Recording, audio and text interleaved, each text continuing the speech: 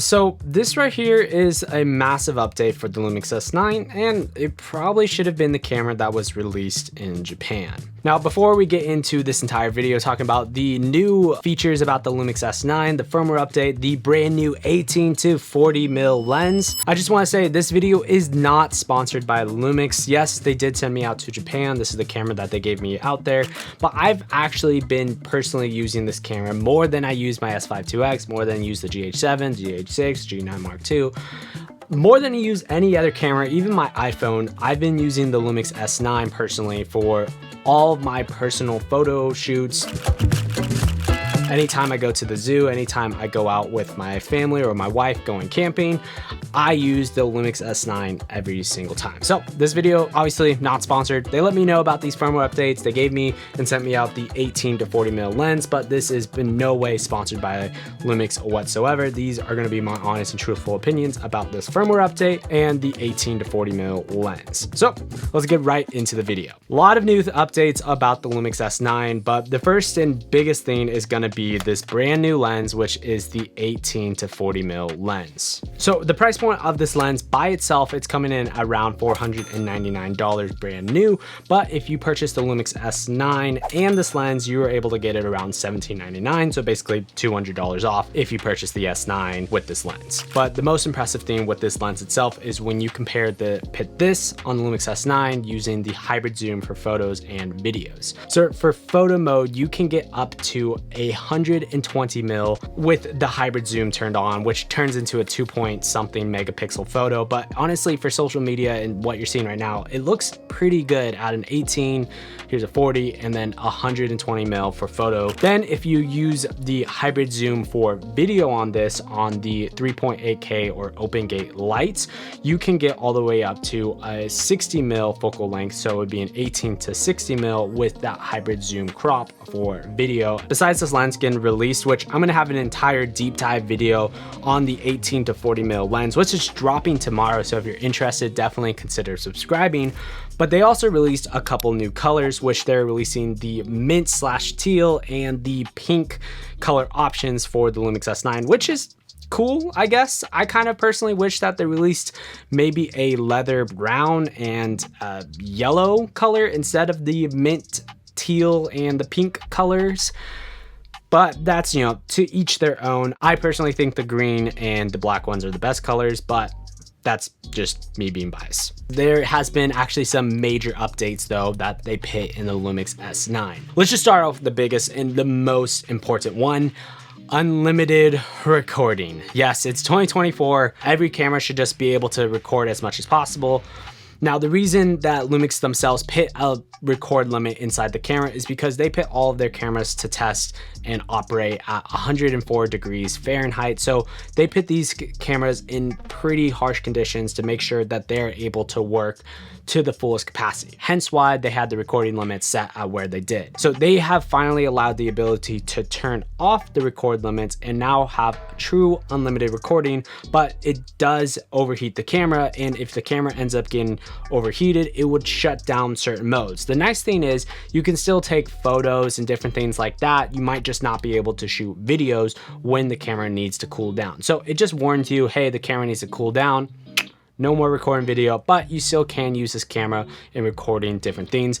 Now they did also add the plane and train autofocus system that the Lumix GH7 has in this camera. So if you are shooting planes and trains, you do have those autofocus functionalities. So it did give a little bit more versatility in the autofocus functions as well. Now the next firmware update that they also put, which is huge for the Lumix cameras, is multiple frame markers.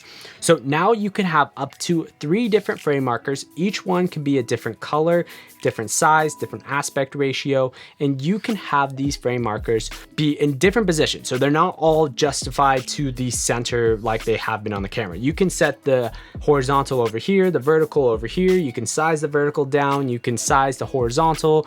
You can change it to a 4x3. You could have a 3x2. You can have a 16x9. You can literally have so many different frame marker options inside this camera, and by touching them, you can turn on live view composite and move the frame markers, resize them however you like, so you're not stuck to have the frame markers be just set in the middle, which this paired with open gate is definitely going to be a huge game changer for people who are shooting horizontal and vertical content at the same time.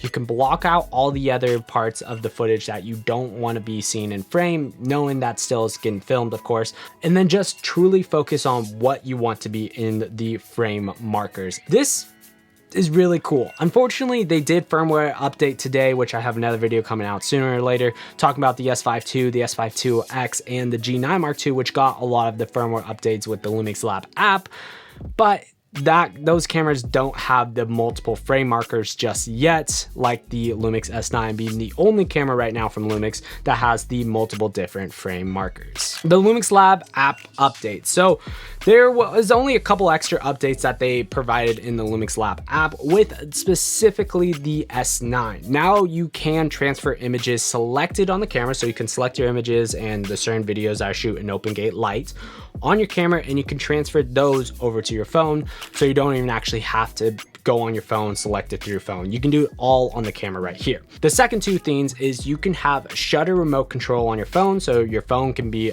basically a trigger button to take photos or click videos, or you could do remote shooting, so you can connect up the video feed from the Lumix S9 to the Lumix Lab app and have remote shooting video. So if your camera is pretty far away, you can hit record, see what your angle looks like, all from your phone. Now, before I get into my final thoughts, one thing I think would be really nice if Lumix did was anyone who bought the Lumix S9 from Japan all the way up to October 7th, if they bought the Lumix S9 with a kit lens, for example, the 20-60 kit lens that comes with the camera, I think what would be nice from Lumix is if they did some type of trade-in system. For people who bought the Lumix S9 with the 20-60mm kit lens, if the 20-60mm kit lens is still in mint condition, it still is perfectly and functionally fine, it would be cool to see if anyone bought the Lumix S9 from Japan to now, able to prove that they brought the S9 with the kit lens, can trade in the kit lens and get the 18-40 instead for the Lumix S9.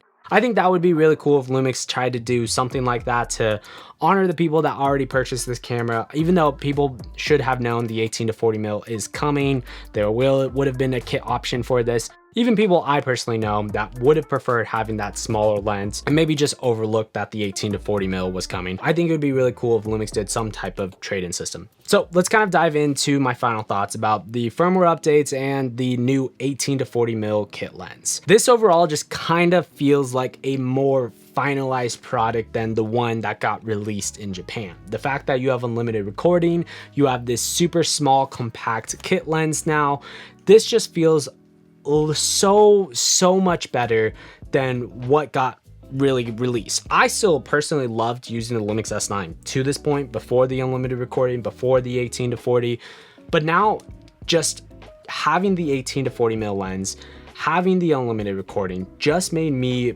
love this camera a whole different level, because now I can use this camera for YouTube talking heads. Now I can use this for long form vlogging content. Yes, the camera can overheat in hot scenarios, but for honestly what I'm filming, this makes this camera much more versatile to me. Now that this has unlimited recording, I think this camera is way more versatile for people who are content creators, not just for TikTok and Instagram shorts, but now for people who shoot YouTube videos, who shoot vlogs. They want a small compact camera that's not an eyesore in public. They want something that has unlimited recording. They want something that has amazing IBIS. And who this camera still is not for is professionals. If you're a professional filmmaker or you're a professional photographer and you need those professional features, there's the S5 II, there's the S5 IIX, there's those cameras that are out there for the professionals, and this camera might not be for you, and that's okay, you know? Anyways, I would love to hear your guys' thoughts about the Lumix S9, what you think